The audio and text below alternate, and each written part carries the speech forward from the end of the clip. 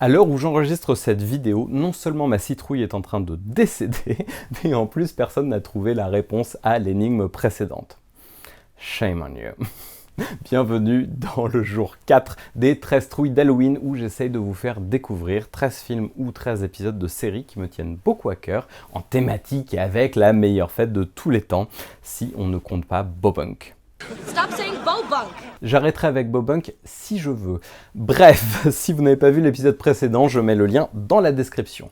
Pour les autres, eh bien, je vais vous révéler qu'il s'agissait de Surveillance, un film de Jennifer Lynch, la fille de David, sorti en 2008. Deux agents du FBI conduisent 3 interrogatoires après un massacre au bord d'une route. Les témoignages diffèrent beaucoup trop, au moins un des interrogés ment. Mais lequel?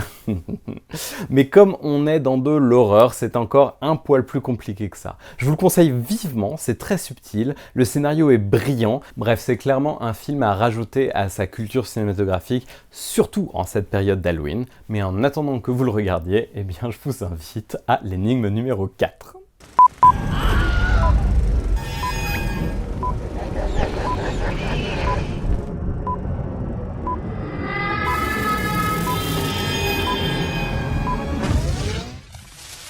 Le film qui nous intéresse réunit 2 héros de franchises complètement différentes, d'un côté Aquaman et de l'autre Thor. Alors si vous n'êtes pas déjà perplexe sur ce premier indice, sachez que le réalisateur et son co-scénariste, qui est également le producteur du film, ont décidé de vous perdre jusqu'au bout, puisque la première scène du film a été écrite pour que les spectateurs se demandent s'ils sont bien allés voir le bon film.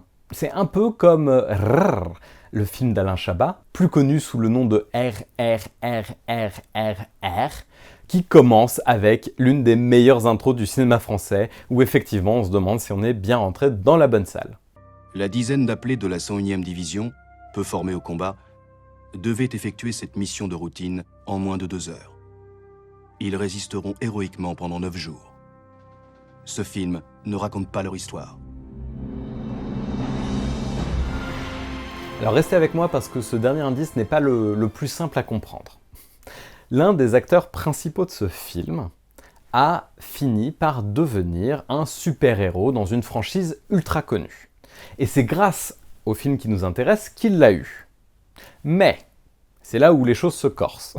La MGM, qui produisait à la base le film qui nous intéresse, a fait faillite au moment de la sortie. Du coup, le film n'est pas sorti. Il est resté en projection privée entre producteurs. C'est comme ça que cet acteur a fini par décrocher le rôle ultra connu aujourd'hui. Mais ce film-là est resté dans un placard pendant un certain temps.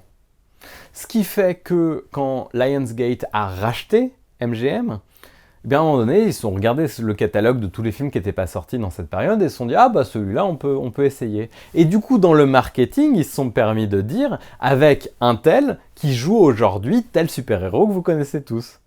Sauf qu'en vrai, eh ben, c'était ce film-là qui avait fait en sorte qu'il soit le super... Vous avez compris? C'est drôle parce que ça a été tourné avant, mais c'est sorti après. Voilà, je sais pas si c'est clair. Ou c'était pas simple celle-ci à expliquer. Bon, si jamais vous avez quand même réussi à trouver, chapeau, vous pouvez mettre la réponse dans les commentaires ci-dessous. Si vous avez besoin de plus d'indices, venez sur Twitter, @Morgan_JK, je me ferai un plaisir de vous donner d'autres indices. Et puis on se retrouve demain avec une autre énigme, et puis la réponse, si je veux.